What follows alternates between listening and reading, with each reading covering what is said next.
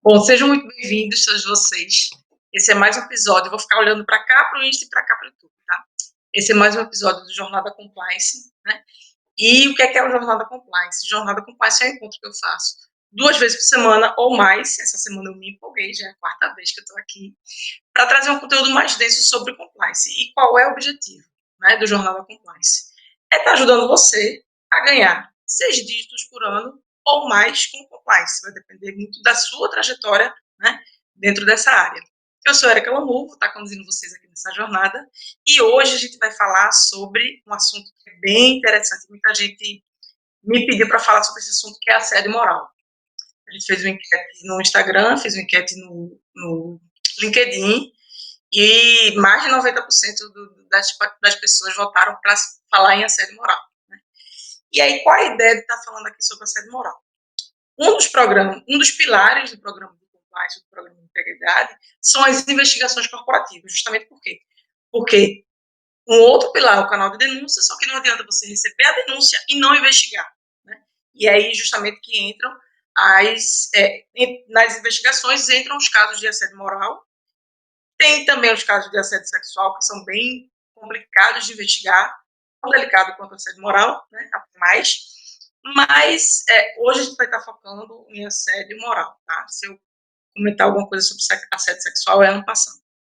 Então, o que acontece? Quando a gente fala em assédio moral, né, a sensação que eu tenho é que o tema é meio que forçadamente descolado, né? Parece mais uma história da Marvel para o cinema, porque você começa com uma sessão, que é uma sessão marcada, né, que ocorre em um universo paralelo, transformado, fantasioso, e nessa história tem heróis, tem bandidos, tem mocinhos, e sempre tem um confronto, né? E a gente fica lá torcendo para que o vilão se dê mal. Só que, no caso, não tem consequências para quem está assistindo, né? No mundo real, a não ser que tenha um fim injusto, que infelizmente muitas vezes é o que acontece. Só que, como a ideia é eu conduzir vocês dentro desse processo para que você faça a investigação de forma coerente, a ideia é que tenha um final feliz, tá? Vamos ver como é que vocês vão estar conduzindo isso daí. E uma coisa que acontece, esse descolamento acontece justamente por quê? Porque a parte técnica do assédio moral, ou seja, o que é um assédio moral, qual é o passo a passo, quais são os requisitos, né? Porque tantas vezes ele a justa causa da nossa moral ela é revertida. Isso é meio descolado da realidade. Então, a teoria é uma coisa, a prática é outra coisa, a realidade é outra coisa. Então, muitas vezes você segue por um caminho, acha que está tudo certinho, faz uma demissão por justa causa com base em X requisitos, mas quando você vai para a prática, o juiz dá como improcedente e aí a pessoa vai e consegue a reversão. Né? Então, isso aí justamente por quê? Porque muitas vezes tem um gap entre a formação do profissional do compliance, justamente nessa questão da teoria com a prática. Né? E a ideia é justamente estar dividindo um pouquinho do conhecimento que eu adquiri ao longo de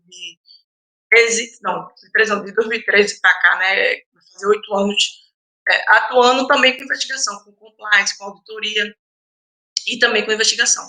Mas primeiro vamos trazer uma definição, trouxe uma definição para vocês, eu vou ler.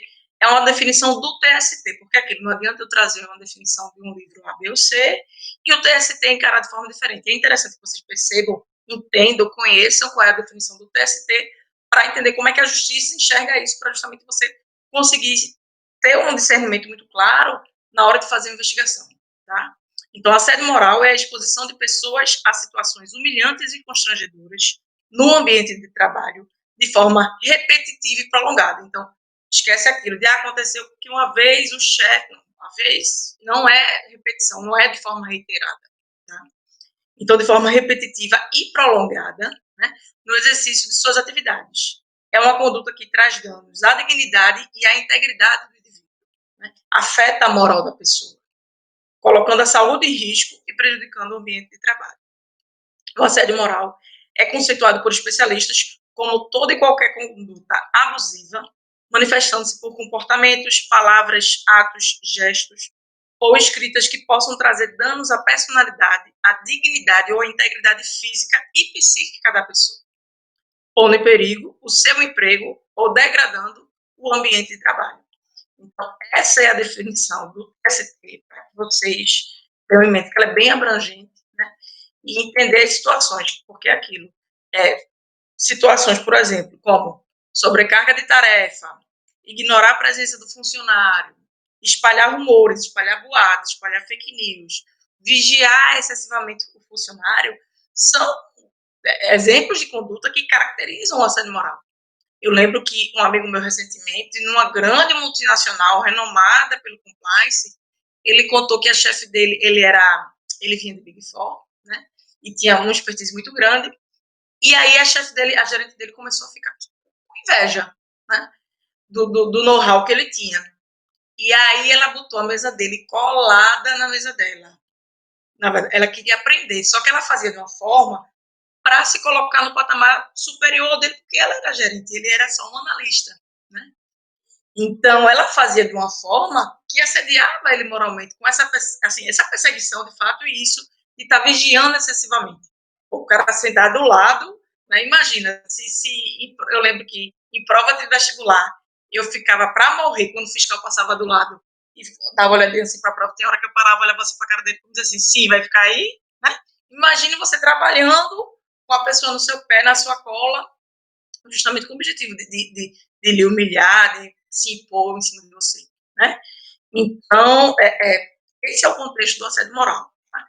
Então, é importante também eu explicar para vocês o que é que não é assédio moral. O que é que não é assédio moral? Situações que podem desagradar um funcionário, mas não está dentro daqueles requisitos. Então, situações que não aconteçam de forma reiterada. Então, por exemplo, uma transferência, né?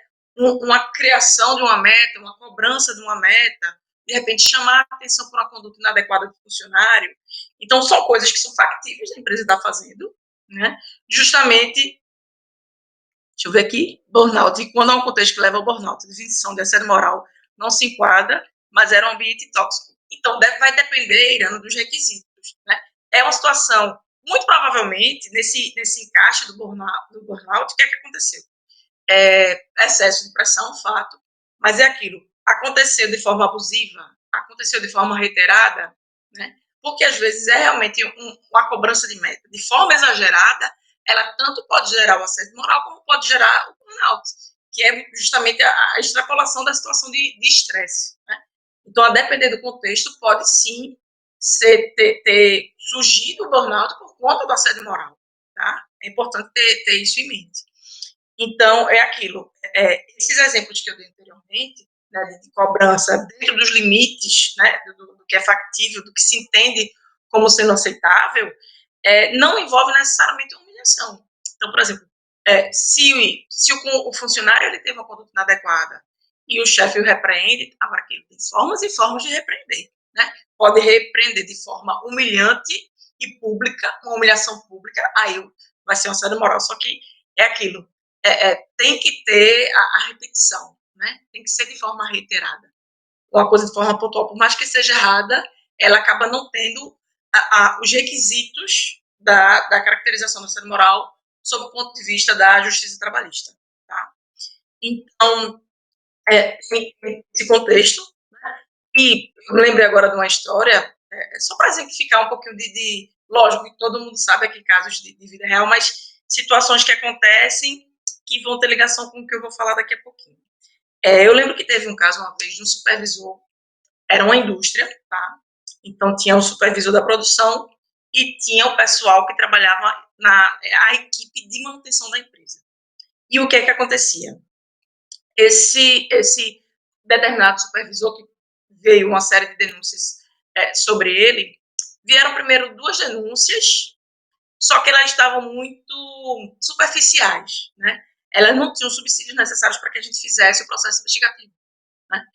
E depois o pessoal tomou confiança e fizeram mais denúncias e a gente começou a fazer interação e a gente conseguiu ter sucesso nessa investigação. Que foi justamente o que aconteceu. Esse supervisor, isso foi aqui em Pernambuco, esse supervisor, ele esculhambava os pernambucanos, né? A equipe dele, ele era, se não me engano, do Rio, aí ele chamava a equipe dele de pernambuquinhos, né? Pernambuquinhos incompetentes, pernambuquinhos burros, então dizia que o pessoal não sabia fazer o trabalho, dizia que o pessoal era tudo incompetente, só que era assim, humilhando, e era todo dia, o bom dia dele era para humilhar a equipe, né?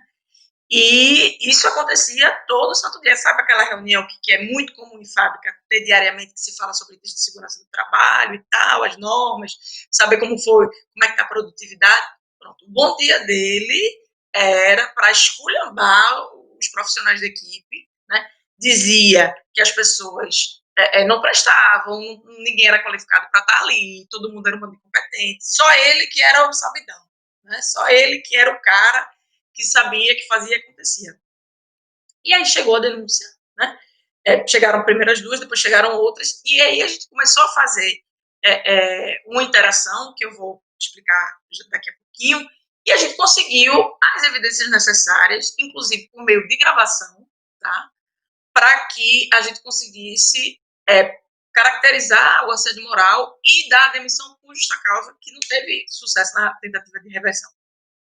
Então, aquilo. Tem várias formas de você estar conduzindo o assédio. A gente sabe que é uma situação muito frequente, né? O assédio moral. E, muitas vezes, o que acontece? Quando ela não é conduzida de forma adequada, é a pior situação possível, né? A investigação. Causa um dano muito maior para a empresa. Aí, assim, se eu estou falando aqui de investigação, de processo investigativo, de denúncia, se você não está sentindo, de certa forma, algum incômodo, né, com essas expressões, isso é natural, né? Pode não fazer parte do seu contexto, mas é importante você saber que há formas de se trabalhar com isso de uma maneira certa, né? E eu acho que até dá para dizer que há formas específicas de se conduzir a investigação de acordo com o tipo de denúncia. Então, a denúncia de assédio moral, a gente segue de uma forma, a de assédio sexual, a gente pode tratar de outra forma, a sabotagem, a gente pode tratar de outra forma, o furto de outra forma, o desvio, né? Então, depende muito do contexto. Há uma série de técnicas, realmente, né, de se conduzir um processo investigativo de modo que ele venha a ter sucesso, tá?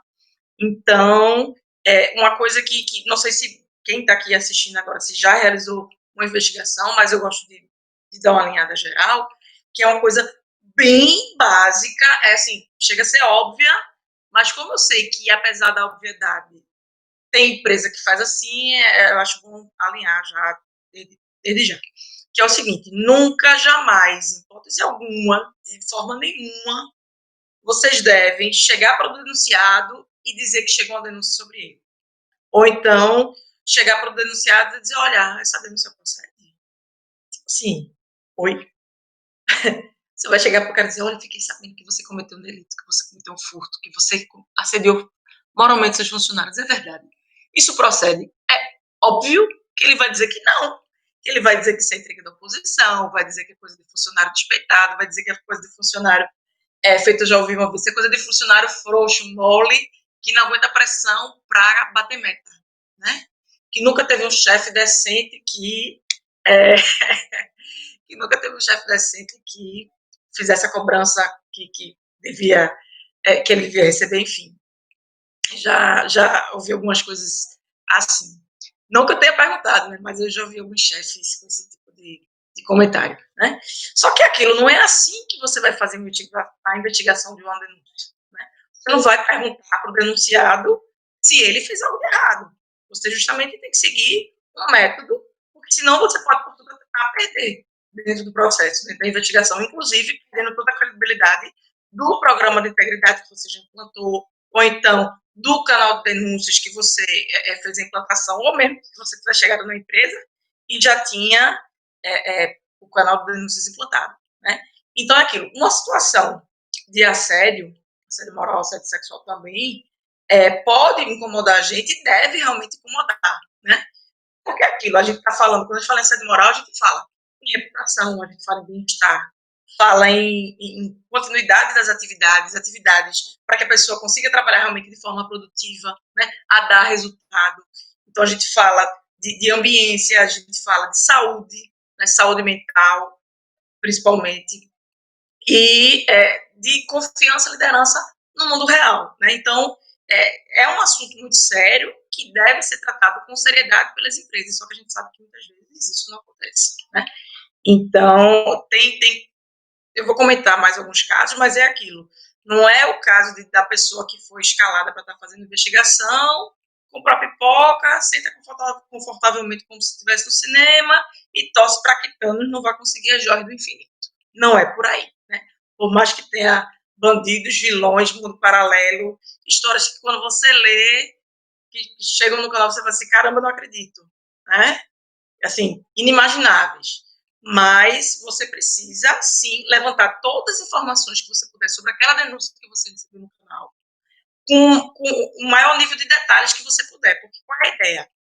É que você, de posse dessas informações, você consiga ir atrás da procedência. É aquilo, não é porque a denúncia foi feita que ela é procedente.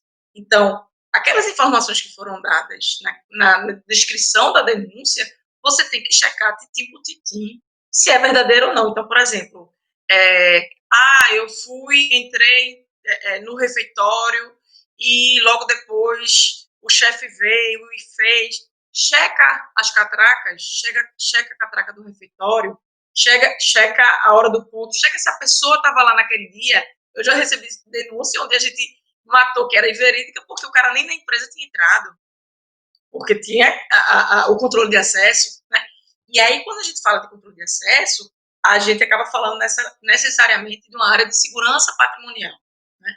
A gente sabe que não é toda empresa que tem a área de segurança patrimonial, mas é inegável que quando a gente tem uma área de segurança, a gente consegue muito mais recursos, muito mais subsídios, com a quantidade de checagem muito maior das informações para estar fazendo aquela constatação daquela denúncia, se ela procede ou não, tá? E, além da área de segurança patrimonial, uma outra coisa que ajuda bastante é quando a gente tem alguns recursos de tecnologia que são disponibilizados para a gente estar fazendo as denúncias. Então, por exemplo, às vezes a empresa tem sim uma área de tecnologia, mas você meio que acaba ficando refém da equipe de TI, né? Não é o melhor cenário. O cenário é realmente que a empresa tenha recursos que você consiga investigar sem ninguém saber que você está investigando, porque aquilo, o processo investigativo, ele é para ser sigiloso, né? Não é para ser aquela coisa de todo mundo saber o que está acontecendo, que você está investigando, o que você está investigando. Porque é aquilo, por mais que seja, poxa, mas é o carinha da TI. Sim, mas o carinha da TI pode estar envolvido em esquema, pode ser um cara inocente, mas que é amigo do bandido, pode ser um cara inocente que não é amigo do bandido, mas pode ser um cara que vai dar com a língua nos dentes. E aí, como é que você vai fazer, né? Então, só que é aquilo. É ideal ter segurança patrimonial? É ideal que a empresa tenha também, como chama? Recursos de tecnologia, né, recursos de TI, ferramentas de TI, que permitam a você estar levantando o máximo de informação possível, sem a necessidade da área de um funcionário da TI, sim, esse é o ideal. Só que, infelizmente, a gente sabe que nem sempre as empresas possuem esses recursos, essas áreas. E aí você vai ter que se virar nos 30. O que é que você tem? É a denúncia, seja ela por qual meio veio, por 0800, por e-mail, pelo sistema do canal de denúncias. Chegou a denúncia, então você tem que levantar o máximo de informações que você puder sobre essa denúncia, né, com aqueles recursos que você tem. Então, se não tem, se o jeito que tem é contar com o carinha da TI, rapaz, dá uma sondada na TI, vê quem é a pessoa que mais te inspira confiança, né, e gruda nele e envolve quem for do direito para poder estar levantando essas informações. Envolve o diretor da TI, enfim. É aquilo, não é o melhor cenário, mas a gente tem que trabalhar com o recurso que se tem, né? Então, uma coisa que você não pode, dentro desse processo, jamais fazer é estar ultrapassando as suas atribuições. Então, por exemplo, tem situações que você pode, sei lá, de repente você está conduzindo o processo e chega a um determinado ponto que você tem que sim fazer uma oitiva, né, das pessoas envolvidas. Só que aí, às vezes, você já tem uma quantidade X de requisitos, ou mesmo de requisitos não, de evidências, ou mesmo, de repente, até por conhecer quem está sofrendo aquele assédio moral, de repente é um amigo seu. Então, meio que você pode se empolgar, seja empolgação, ou seja, o instinto de vingança, realmente, dizer, pô, que filha da mãe, né? E aí, durante a oitiva, você vai e age de forma que você está realizando o assédio moral. Então, isso é uma coisa que não pode jamais acontecer, porque você não pode piorar a situação, né? Você tem que entender que quando você conduz um processo investigativo, corporativo, você está ali representando a empresa. Então, é aquilo, você tem que ser frio, você tem que ser neutro, né? Você tem que conduzir com profissionalismo o processo de investigação, levantar o máximo de evidências que você puder, fazer o seu trabalho sem extrapolar nenhum dos limites, principalmente o limite do respeito, né? Então, aquilo, você não vai cometer o assédio contra o assediador durante uma investigação para colocar tudo a perder, né? Então, tem que ter, é importante que vocês tenham esse cuidado para que não piorem ainda mais a situação, né, da empresa. Então, é aquele, tem o jeito errado de resolver, é meio que você vestir a armadura do Homem de Ferro, né? Ou então pegar o machado de Thor e resolver a pulso, resolver na marra, resolver no grito, né? Resolver se impondo, que tem gente que faz isso, né? Tem investigador que às vezes ele se empodera do cargo de investigador, seja um analista de compliance, seja um coordenador, gerente de compliance, seja qual for o cargo dentro da área de compliance, ou mesmo dentro da área de auditoria, né, que a auditoria também faz investigações, e às vezes a pessoa se empodera e meio que quer se impor, usar até de força, bater na mesa e dizer, cara, o que você está pensando, não sei o quê. Só que não é assim que a banda toca, né? Aí você vai estar agindo muito pior que ele, porque você é a pessoa que vai conduzir. Então, como é que você vai ter um comportamento igual ou pior do que aquele que foi denunciado? Não faz sentido nenhum. Então, por mais que você se envolva de alguma forma, a depender do contexto, se for uma pessoa querida sua, se tiver mais um investigador, até pede para o outro investigar, para você não se envolver, porque você sabe que você pode extrapolar os seus limites. É mais seguro você fazer isso, né? E manter o processo de uma forma correta, conduzir o processo da forma correta, do que colocar tudo a perder, tá? E tem em mente o seguinte, não é uma questão de escolher lado, né? Você não é o justiceiro da face da terra. Não é você dizer, não, mas eu vou ficar do lado do funcionário, porque os funcionários são aqueles que sempre se ferram. Não, mas eu vou ficar do lado da empresa, porque é a empresa que ajuda a pagar os meus boletos. Não é isso. Não é, por exemplo, dentro de uma investigação, de uma denúncia específica, de X contra Y, você, vou ficar no lado do fulaninho, porque eu já trabalhei com ele, ou então vou ficar no lado do cicraninho, porque ele me parece ser uma pessoa séria. Então eu vou ficar no lado do Beltrano, porque ele já tem uma certa idade, de funcionário tem 30 anos de casa, ele não vai fazer nada de errado. Não é para tomar partido, tá? Não é para tomar partido. É para agir de forma neutra, acima de tudo, né? Com profissionalismo, seguindo passo a passo, seguindo a técnica necessária para estar realizando o processo investigativo de forma mais neutra possível, tá? E é interessante que, às vezes, a pessoa até tem muitos anos de experiência, mas por conta de uma situação específica, a pessoa acaba agindo com menos neutralidade do que deveria. Vou dar um exemplo de uma situação em que aconteceu isso. Né? Estava realizando, a gente estava conduzindo, tinha uma equipe de compliance que estava realizando investigação e tinha uma denúncia, era até, na verdade, uma denúncia de assédio sexual. Tá? Mas eu vou trazer ela aqui como exemplo, porque eu quero mostrar justamente o risco de se usar julgamentos, né, de não agir de forma neutra. E aí, o que é que aconteceu? Era uma estagiária da empresa, ela estava denunciando o seu supervisor, e justamente após ter chegado a época de renovar o contrato dela, ele optou pela não renovação. Aí, tipo assim, ela saiu um dia, no dia seguinte chegou a denúncia. E aí a gente verificou que realmente ela tinha saído, que realmente aquele cara era o chefe dela e tal. Só que qual era a denúncia que ela estava fazendo? Ela informou que ele estava solicitando nudes, né, fotos dela pelada, para que ela mandasse para ele, para que, como se isso fosse um requisito para ele renovar o contrato dela de estágio. E aí, o que é que ela fez? Ela disse que chegou a mandar algumas fotos mais ousadas e tal, e não sei o quê, mas no que ela se recusou a mandar os nudes, ele foi e cumpriu com a palavra no sentido com ameaça, né? Cumpriu com a ameaça e não renovou o contrato de trabalho dela, de estágio dela. E aí, ela comentou que ele pedia as fotos, né? E a gente e ela mandou essas fotos como evidência. Só que aí que vem uma série de detalhes que é interessante ter em mente para exemplificar. contextualizar e vocês entenderem esse universo, né, de investigação. Primeiro, ela mandou as fotos, né? Ok. O que é que aconteceu? Um dos investigadores, uma das pessoas que estava envolvida na investigação, disse assim: mas o que? Fulano assediando sexualmente estagiária? Rapaz, isso é um absurdo. O cara era aqui de Recife, ele disse: isso é um cabra safado, como é que faz uma coisa dessa? Não sei o que, ele é casado, eu conheço a esposa dele. Não, não.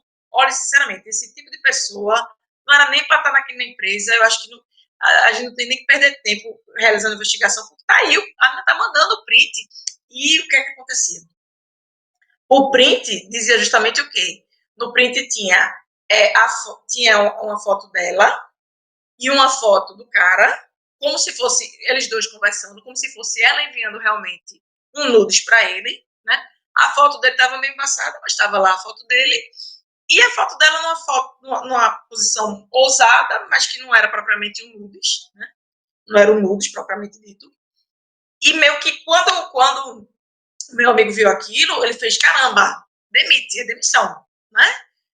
Só que aquilo, a gente não pode deixar que os nossos valores pessoais, que os nossos julgamentos pessoais interfiram na condução da investigação. Lembra que eu falei que a gente precisa ser neutro? Pois é, a gente tem que ser neutro justamente para evitar qualquer tipo de julgamento que pode levar a gente a uma conclusão inadequada, imprecisa, incorreta, injusta de uma denúncia.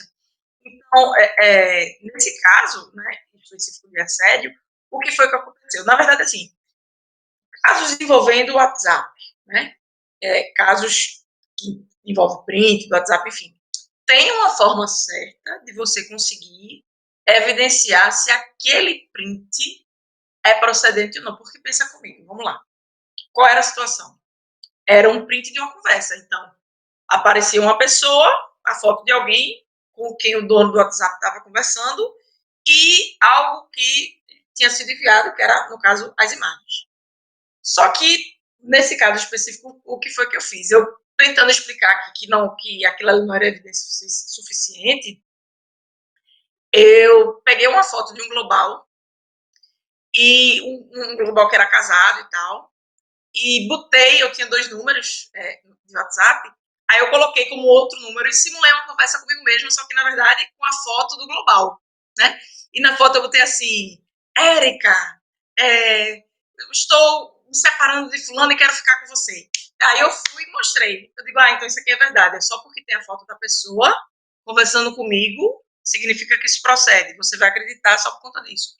Então, assim, a gente tem que ter muito cuidado, vocês têm que ter muito cuidado, porque é muito fácil de se burlar essa questão de print, de conversa do WhatsApp, né? Não é que isso não sirva de evidência, a questão é há formas e formas de você conseguir, sim, evidenciar que aquela conversa existiu, de que houve aquela troca de print, de que o telefone era daquela pessoa e não só a imagem, porque a imagem é só trocar, mas e o telefone? Era o telefone daquela pessoa, né? Então, tem que ter muito cuidado, e principalmente quando envolve a questão de telefone, por quê? Porque pode ser o celular, pode ser o celular pessoal, ou pode ser um celular corporativo. E se for corporativo, é ainda mais delicado, porque entra a questão de privacidade, né? Porque apesar da empresa, em tese, o celular ser da empresa, mas a empresa usou os controles necessários, pegou a assinatura do funcionário, deixou claras as regras que não podia fazer X, Y, Z, W, K, porque aquele celular de patrimônio da empresa. Então, é uma questão muito delicada, né? E é importante vocês terem muito o seguinte: uma equipe preparada, um profissional preparado faz toda a diferença. O meu colega, ele era muito preparado, meu amigo, ele era muito preparado, só que ele se deixou levar por um julgamento pessoal, né? Ele entendeu o quê? Ele fez: não, o cara é casado, pedindo para estagiária nudes, né? Não existe. Só que aquilo a gente tem que ser neutro, além de utilizar a técnica adequada para estar levantando aquelas evidências para realizar o processo investigativo, também é necessário que você esteja preparado, né? Saiba como fazer e consiga complementar o conhecimento dos seus colegas. Cada um tem uma história, tem uma bagagem de vida, de trabalho, e os conhecimentos eles são sempre complementares, né? Então, para esse caso específico, eu consegui mostrar que a evidência era fraca. E aí, o que é que eu fiz? Eu respondi para a denunciante, né, para a estagiária. Ela não fez o denúncia anônima, né? Fez no canal, disse, olha, eu sou estagiária fulana, assim, assado, enfim. Porque é comum em casos de assédio. É muito difícil você conseguir fazer uma denúncia anônima de um assédio moral, até porque ele é contra você. Mesmo quando ela é coletivo, a depender de como acontecer, você meio que acaba dizendo quem é e tal, né? Mas é aquilo, quando uma denúncia ela é verdadeira, quem está denunciando está precisando de ajuda, ele não quer ser mais assediado, ele quer a saúde dele mental de volta, a tranquilidade dele de volta, né? Então, voltando para esse exemplo da estagiária, o que foi que eu fiz? Eu entrei, eu respondi à denunciante, né, através do canal de denúncias, explicando que precisava de uma evidência no formato específico. Digo, olha, eu preciso que você tire um print, tal posição, assim, assado, não sei o quê, tarará, teriri, que era justamente a forma adequada de conseguir a evidência, caso ela fosse concreta, né? Só que o que é que aconteceu? A denunciante nunca respondeu meu pedido. Ela simplesmente parou de entrar em contato. Então, é aquilo. Quando uma denúncia ela é falsa e o investigador consegue conduzir de forma adequada, só no fato de acordo com a forma, né, a maneira, as evidências que ele solicitar, e olha que era uma coisa simples. Eu não estava pedindo para que ela entrasse em contato com o denunciante, nem eu estava entrando em contato com o denunciante, não, com o denunciado para dizer, ei, fulano, deixa eu ver seu celular, né? Não, era uma coisa simples. Assim como ela mandou o print da foto usada, ela podia ter dado o print no formato que eu estava pedindo, uma posição específica lá, uma parte específica lá do WhatsApp, onde eu pudesse constatar se era procedente ou não. E ela não mandou, né? Ela não mandou esse print. Então, é aquilo. São pequenos detalhes que vão ajudar a gente no processo e fazem também com que a gente não perca tempo. Porque, nesse caso, a gente não perdeu tempo com essa denúncia, ficou aguardando que ela mandasse novas evidências que nunca chegaram. Né? E isso é muito comum acontecer com denúncia falsa, denúncia improcedente, né? Que só tem o objetivo de prejudicar a pessoa, enfim. Nesse caso, ficou claro para a gente que ela estava com raiva que ele não renovou o contrato dela de estágio e quis, no mínimo, manchar a imagem e a reputação do cara, no mínimo prejudicá-lo. Porque nessa empresa, ela sabia que a empresa ia até o fim das consequências, né? Demitia mesmo e tal, e não tinha conversa. E por que é que eu digo no mínimo? Porque talvez ela pleiteasse aí também uma correção da injustiça, se fosse injustiça, de ter o contrato dela renovado, né? Então é aquilo. Eu dei esse exemplo para falar da questão da importância dos conhecimentos complementares na equipe, né? Porque é o seguinte, uma equipe, e aí não só a equipe de compliance, tá? Uma equipe de modo geral, ela é como uma represa. A líder daquela represa tem toda a bagagem, tem todo o conhecimento, né? Numa represa, tem toda a produção, tem todo o lucro, tem todo o futuro da empresa investido ali naquela represa, né? E as represas, elas são conhecidas por terem uma estrutura das mais complexas em termos de engenharia, né? Em termos de construção. Só que é o seguinte, quando elas são bem feitas, quando elas são íntegras, elas superam tudo que é tipo de intempérie que você imaginar, né? Inclusive crise econômica, que ultimamente a gente tem visto que é é um dos piores tipos de intempéries, né? Só que é o seguinte, a represa, quando você deixa de cuidar da sua estabilidade, quando você deixa de dar a manutenção, você pode estar permitindo que danos aconteçam, que se instalem na estrutura. E aí não precisa nem comentar o tipo de dano que se tem do ponto de vista financeiro, né? O custo que a empresa vai ter quando esses danos aparecem, e aí quando aparecem rachadura, quebra, ou mesmo quando a empresa vem a se romper, né? Então, é a mesma coisa em relação à equipe de compliance. Se a equipe ela não tiver um conhecimento adequado do processo investigativo, um conhecimento adequado da empresa, da área de negócio em que a empresa atua, né? Se os profissionais eles não tiverem bem treinados, se eles não tiverem o conhecimento necessário para conduzir a investigação dentro de um passo a passo que permita uma segurança para a empresa, o risco para a empresa, o custo para a empresa vai ser muito maior, de repente, do que aquele custo de treinamento, porque infelizmente isso é comum, né? A empresa às vezes não quer gastar com empregado, com funcionário, acha que ele tem que procurar por conta própria conhecimento naquela área, em adquirir aquela expertise que ele tem. É aquilo, a carreira da pessoa depende da pessoa. Ponto. né? Mas cabe à empresa também estar fornecendo treinamento para o funcionário, porque é interesse dela que ele evite, nesse caso aqui, evite que ele consiga fazer o processo investigativo, né? O que ele evite uma série de problemas, enfim.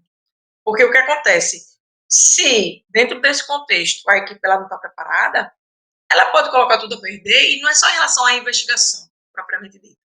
Qual é o impacto de você ter uma investigação que ela não é bem conduzida? Isso pode impactar no clima da empresa.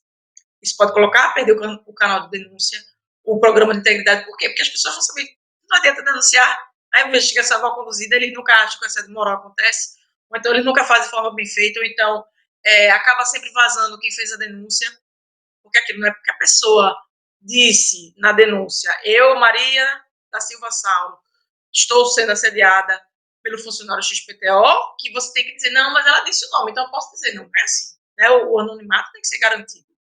Ela se identificou para você com uma forma de confiança na ferramenta, no canal, na equipe. Mas você tem que manter o sigilo daquela informação, daquela denúncia. E também em relação à pessoa, né, o nome realmente da pessoa que fez aquela denúncia. Né? Então, isso vai impactar no clima da empresa, porque o clima vai ficar péssimo. Quem já trabalhou em empresa ou em equipes específicas de trabalho, onde tinha situação de assédio moral, sabe como é ruim, né? E aí, impactando no clima, vai impactar na produtividade, vai impactar na qualidade, porque isso vai interferir na atenção, na concentração do funcionário. Ele não vai estar trabalhando da mesma forma, mesmo, com a mesma concentração que ele trabalharia num ambiente onde não existisse configuração de assédio moral, né? E necessariamente impacta na produtividade, e todo esse contexto impacta no resultado financeiro da empresa, né? Então, pode parecer que é uma coisa simples, né, poxa, quer dizer que não, é só ver se aquela denúncia procede. Não, não é só ver se ela procede. Tem formas e formas de fazer isso, né? Lembrando que ainda tem um outro impacto financeiro e que também interfere no clima do seguinte, sendo mal conduzida, se, por exemplo, for aplicada a medida disciplinar da justa causa de forma inadequada, esse funcionário que foi demitido, ele vai para a justiça, vai conseguir a reversão da justa causa, vai conseguir uma indenização da empresa e vai ser ruim para o clima novamente. Então, os impactos são gigantescos. Então, eu trago esse alerta porque se você está interessado pela área de compliance, eu estou mostrando para vocês que é uma área que ela tem muitas oportunidades, o mercado está muito carente de profissional, né? Muito carente de profissional. E agora as empresas estão começando a olhar mais para o compliance por conta dos projetos de compliance LGPD, né? Eu falei, comentei isso na live de ontem, que aquelas empresas, no que elas têm que se adequar à LGPD, ela fez, poxa, como é que eu vou fazer compliance LGPD se nem compliance tem aqui? Vamos ver o que é esse negócio de compliance. Só que o mercado não tem gente preparada. Às vezes a pessoa vai, faz um cursinho ali meia boca, ostenta um pedaço de papel e quando chega no campo de batalha, trava. Não sabe como fazer, não sabe como conduzir. Chega uma situação de uma denúncia de assédio moral, fala, e aí? E agora? Como é que você vai conduzir como é que você vai investigar essa denúncia de assédio moral, né? Então, assim, eu particularmente, um ponto de partida, eu gosto de ensinar para as pessoas, de recomendar, né? Lógico, há um passo a passo a ser seguido, só que aqui a gente não tem tempo para isso. Então, algumas orientações eu quero passar para vocês, que uma delas é justamente o quê? Você dissecar a denúncia. Tente levantar todos os dados que foram passados naquela denúncia e verificar a veracidade desses dados. Então, aquilo que eu falei. Se a pessoa chegou e disse, não, porque eu cheguei no refeitório e fulano chegou e falou tal coisa. Peraí, vamos olhar a catraca? Vamos olhar outras evidências, vamos ver como é que está o ponto, vamos ver, tentar conversar com as pessoas de forma muito sutil. Então, aquilo, você tem que tentar checar se as informações que estão ali, se elas são procedentes, né? E a melhor forma de fazer isso é você interagindo com a pessoa através do próprio canal, porque é aquilo, muitas vezes, uma denúncia ela acaba tendo que ter complemento, né? Então, quando a pessoa está fazendo uma denúncia verdadeira, muitas vezes ela está morrendo de medo. Ela tem medo de ser demitida, de ser perseguida, né? Tem medo de que o assediador ou o denunciado descubra. Então, muitas vezes ela está morrendo de medo. Então, às vezes, ela nem fala direito, ou fala tão rápido que quem está do outro lado do 0800 não consegue nem ouvir. Ou então vai escrever, escreve assim: tenham cuidado com o gerente fulano. Ele comete assédio moral. Não dá para fazer nada com isso, né? Só que nem por isso você vai ignorar aquela denúncia, porque é aquilo. Você tem que entender que a pessoa está morrendo de medo. Então, o que é que você faz? Você vai interagir com a pessoa, com o denunciado, com o denunciante, é a pessoa que está fazendo a denúncia. Você vai solicitar ela mais informações sobre aquela denúncia. Então, você, como se fosse uma conversa, quando chegar alguém na sua casa dizendo, me ajuda, pelo amor de Deus, você vai dizer, peraí, calma, respira, você quer ajuda em quê? O que foi que aconteceu? É a mesma coisa, né? Então, você vai tentar interação com o denunciante para conseguir mais informações. E por isso é interessante que a ferramenta do canal de denúncias, ela tem esse recurso de você conseguir interação com o denunciante, porque é possível fazer isso ainda se mantendo no anonimato. Basta que cada denúncia tenha um protocolo. Então, o mesmo denunciante pode ter 10 protocolos diferentes, porque não é o código de quem liga, é o código para cada denúncia, né? E quando o canal de denúncias possui a ferramenta, facilita muito a vida do investigador. E aí vai puxando as informações, né? Pode também solicitar envio de arquivos, provas mais concretas, foto, gravação, e-mail, áudio, vídeo, enfim, né? Então, é interessante que a ferramenta também possibilite que sejam anexados arquivos na denúncia, justamente facilitar a vida, né, do investigador.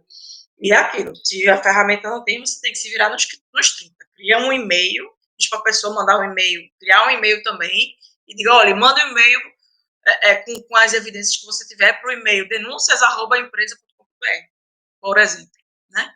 Então, evidências, sei lá, cria aí alguma coisa. E uma coisa que você... Aí eu vou dar uma outra orientação agora, que pode fazer toda a diferença dentro do processo investigativo. Além de você dissecar todas as informações necessárias e pedir mais informações para o denunciante, você tem que se colocar no lugar do denunciante. Você tem que agir com empatia de verdade. Mas por quê? Para você tentar simular na sua cabeça como foi que aquela situação aconteceu. A partir do momento que você se coloca na cena, como se fosse realmente uma reconstituição, né, de uma cena, você vai conseguir raciocinar e dizer, peraí, se ela estava no refeitório, em tal lugar, tal hora acontece isso, ou então, se ela disse que é de tal área, ela não estava nesse refeitório, estava naquele outro, estava naquela outra filial, porque ela bateu ponto ali.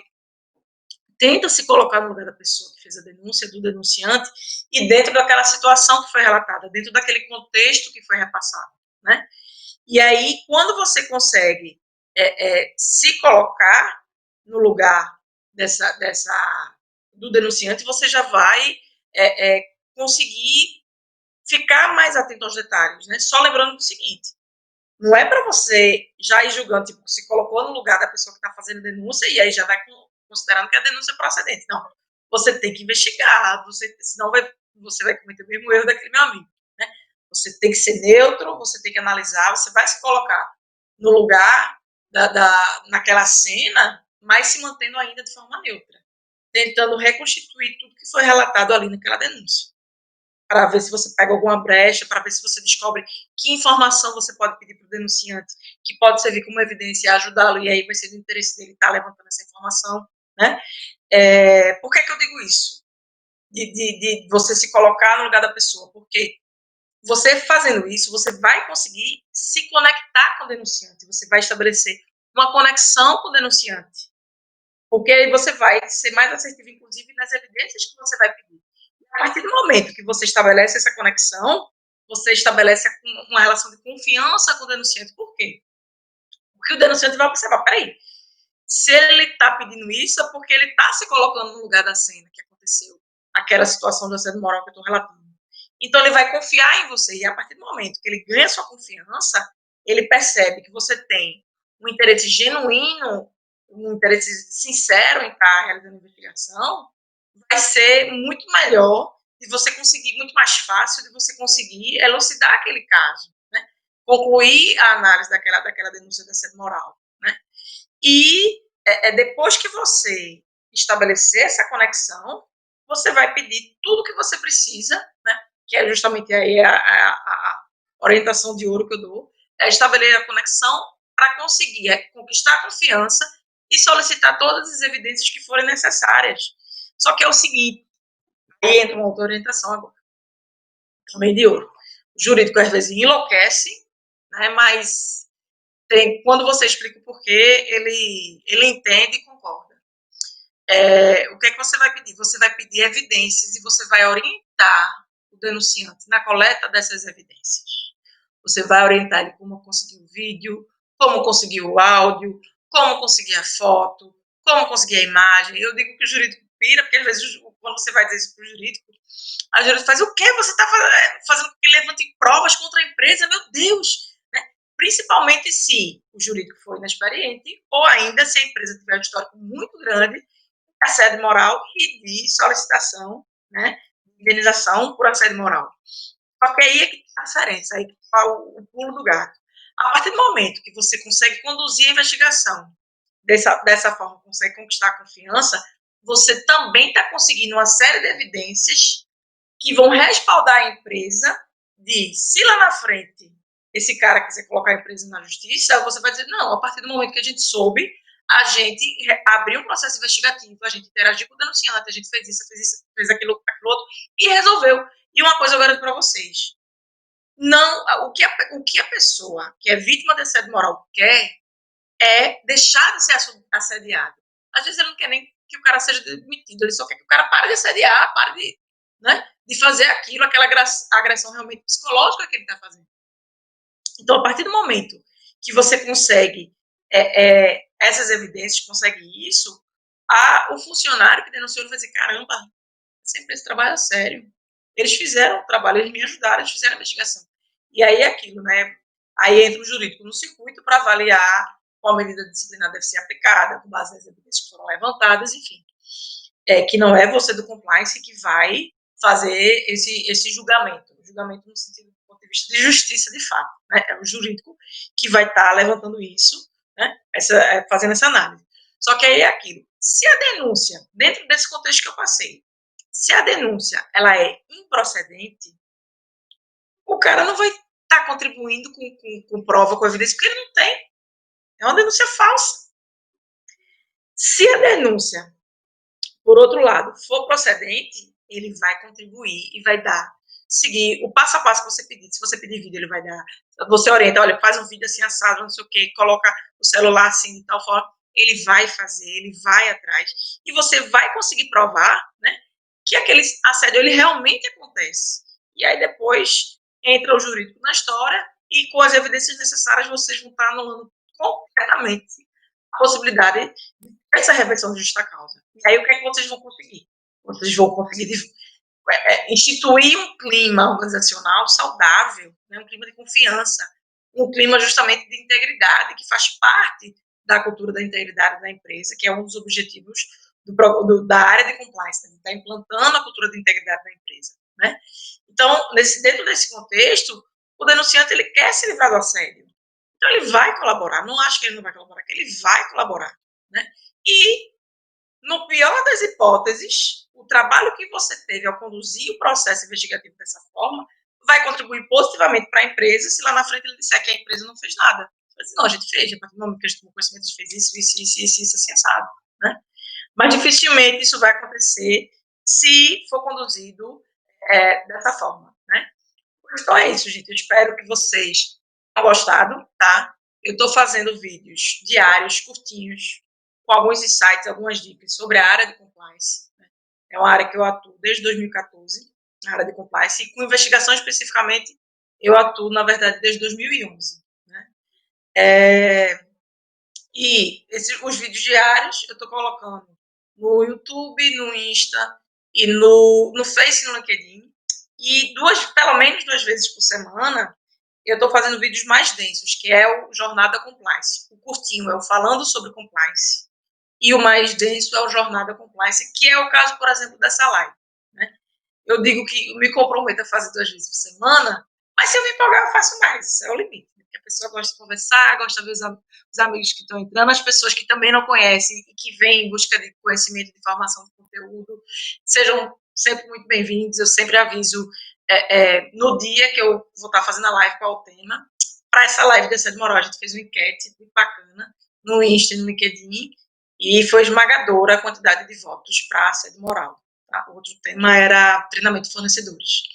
Mas se vocês quiserem que eu traga outros temas, é só me falar, só me contar, colocar nos comentários, manda um direct para mim, eu vou e abordo também com vocês, tá?